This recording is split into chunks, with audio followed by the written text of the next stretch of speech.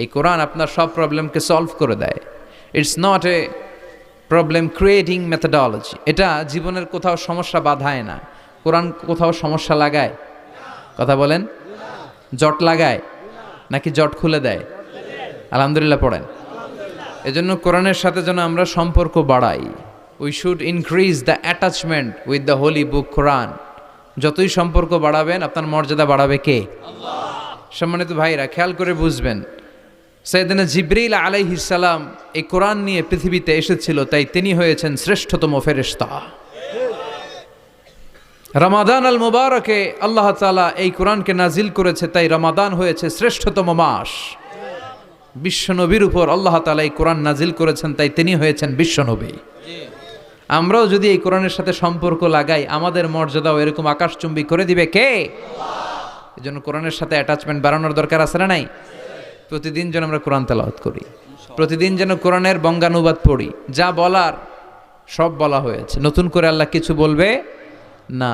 এজন্য কোরআন থেকে নূর নিয়ে যেন আমরা নিজেদেরকে আলোকিত করি। কোরআনের একটা নাম হচ্ছে নূর। একটা নাম কি? লিতুখরিজান নাসা মিনাজ যুলুমাতি ইলান নূর। এই কোরআনকে আমি পাঠিয়েছি অন্ধকারাচ্ছন্ন মানুষগুলোকে আলোর পথে নিয়ে যাবার জন্য। কোরআন মানুষকে আলোকিত করে, কোরআন মানুষকে জাহালাত বা অন্ধকার শিক্ষা দেয় না। এজন্য আসুন কোরআনের সাথে সম্পর্ক বাড়াই এবং নিজেদেরকে আলোকিত করি। আর এই কোরআনের যেখান দিয়েই আমরা কথা শুনি না কেন, নাই লা তুহসা আজাইবুহু ওয়ালা তাবলা গরাইবুহু ফিহি মাসাবিহুল হুদা ওয়া মানারুল হিকমা। কোরআনের আশ্চর্যান্বিতার কোনো শেষ নাই, কোনো শেষ নাই। যতই পড়বেন ততই আশ্চর্য হবেন। সুবহানাল্লাহ পড়বেন না? ওয়ালা তাবলা গরাইবুহু, এটা কখনো পুরাতন হবে না, জীর্ণ শীর্ণ হবে না। সূরা ফাতিহা যারা আমরা পড়েছি লক্ষ লক্ষ বার, যাদের বয়স 50 কিংবা 60, কত লক্ষবার সূরা ফাতিহা পড়েছি, কোনো হিসাব আছে? তারপরেও কোনোদিন কি মনে হয়েছে যে সূরা ফাতিহাটা পুরান পুরান লাগে? 60 বছর ধরে সূরা ফাতিহা দিয়ে শুরু করছি নামাজ, কালকে থেকে কুল হুয়াল্লাহ দিয়ে শুরু করবো, এরকম কেউ বলে? কোরআন পুরান লাগে?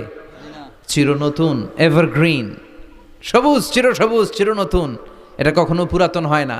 ফিহি মাসাবিহুল হুদা, কোরআনে আছে হেদায়েতের মশাল। ও মানারুল হিকমা, আর কোরআন হচ্ছে বিজ্ঞানের সুউচ্চ মিনার। কোরআনের ভিতরে বিজ্ঞানের তথ্য উপাত্ত আছে না নাই? আপনি কোরআনে বর্ণিত cosmic symbols, natural phenomena, scientific ইন্ডিকেশনসগুলো যদি পড়েন আপনি অবাক হবেন, কপাল ঘষে ঘষে আল্লাহর সিজদা দিবেন, ঠিক কি না? এজন্য আসুন কোরআনের সাথে সম্পর্ক বাড়াই। প্রতিদিন কোরআন পড়ব, ধীরস্থিরভাবে পড়ব। ওয়ারাত্তিলিল কোরআনা তারতিলা। আনাস রাদিয়াল্লাহু তাআলা আনহুকে জিজ্ঞেস করা হলো, আনাস, আল্লাহ রাসূলের কাইফা কানা কিরাআতু রাসূলিল্লাহ, আল্লাহ রাসূলের কিরাত কেমন ছিল? তিনি বললেন কানাত মাদ্দান, আল্লাহ রাসূল সাল্লাল্লাহু আলাইহি ওয়াসাল্লাম টেনে টেনে তেলাওয়াত করতেন। টেনে টেনে তেলাওয়াত করতেন। এই যে একটু আগে তেলাওয়াত হচ্ছিল সূরাতুল মুলকের, কত সুন্দর টেনে টেনে সে পড়েছে। এইভাবে বিষ্ণু সাল্লাল্লাহু আলাইহি ওয়াসাল্লাম টেনে টেনে পড়তেন। উম্মে সালামা রাদিয়াল্লাহু তাআলা আনহাকে জিজ্ঞেস করা হলো, কাইফা কানাত কিরাআতু রাসূলিল্লাহ ইয়া উম্মুনা, ইয়া উম্মানা, আমাদের মাতা, আমাদের প্রিয় নবীর তেলাওয়াত কেমন ছিল? উম্মে সালামা বললেন, কানা রাসূলুল্লাহ ইয়াকাত্তিউ বাইনা কিরাআতিহি আয়াতান আয়া, আল্লাহ রাসূল সাল্লাল্লাহু আলাইহি ওয়াসাল্লাম এক আয়াত এক আয়াত করে থেমে থেমে কোরআন তেলাওয়াত করতেন। পড়েন সুবহানাল্লাহ। এক আয়াত পড়তেন, থামতেন, আবার আরেক আয়াত শুরু করতেন, আবার আরেকটা আয়াত পড়তেন, আবার থামতেন, আরেক আয়াত শুরু করতেন। প্রতিটা অক্ষর, প্রতিটা উচ্চারণ কেটে কেটে দেখা যেত, বোঝা যেত। চিল্লায় পড়েন আল্লাহু আকবার। আর আমাদের তেলাওয়াতের কি অবস্থা? তারাবির নামাজের কি অবস্থা? আমাদের ম্যাটন ঘরের কি অবস্থা? জাপানের বুলেট ট্রেন ফেল, ঠিক কিনা? কোন দিক দিয়ে আযাবের আয়াত যায়, কোন দিক দিয়ে জান্নাতের আয়াত যায়, কোন দিক দিয়ে সূরা ইয়াসিন গেল, কোন দিক দিয়ে আর রহমান গেল, কোথায় সূরা ইউসুফ গেল, কেউই টের পায় না। রুব্বা কারি লিল কুরআন ওয়াল কুরআনু ইয়ালআনুহু, কোরআনের অনেক কারি আছে, তেলাওয়াতকারী আছে, আবৃত্তিকারী আছে, যাদেরকে কোরআন রহমত, মার্সি এন্ড ব্লেসিংস না দিয়ে গজব দেয়, লানত দেয়। আল্লাহ ওই ধরনের তেলাওয়াত থেকে তুমি আমাদের বাঁচাও।